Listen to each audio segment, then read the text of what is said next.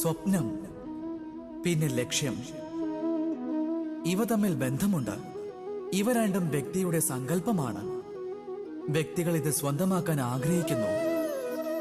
ഇവ രണ്ടും പൂർണ്ണമായാൽ വ്യക്തികൾ സ്വയം ഭാഗ്യശാലിയാണെന്ന് വിശ്വസിക്കുന്നു.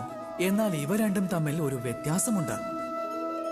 വ്യത്യാസം ഇതാണ്: സ്വപ്നം കാണുവാൻ തടസ്സം കൂടാതെയുള്ള നിദ്ര അത്യാവശ്യമാണ്. എന്നാൽ ലക്ഷ്യത്തിന് നിദ്ര ഏതുമില്ലാത്ത പരിശ്രമവും. ഒരു വ്യക്തി സ്വപ്നം കാണുമ്പോൾ എല്ലാം സഫലമായിരിക്കും.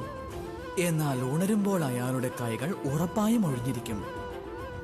എന്നാൽ ഒരു വ്യക്തി പരിശ്രമിക്കുമ്പോൾ ഉറങ്ങുമ്പോഴും അയാളുടെ കൈകൾ ആ വ്യക്തിയെ ലക്ഷ്യമാക്കുന്നതാണ്. അതിനാൽ സ്വപ്നങ്ങൾ കണ്ടുകൊള്ളൂ, ലക്ഷ്യം മനസ്സിലാക്കൂ. പരിശ്രമം കൊണ്ട് പിന്നെ സ്നേഹത്തോടെ പറയൂ, രാധേ രാധേ.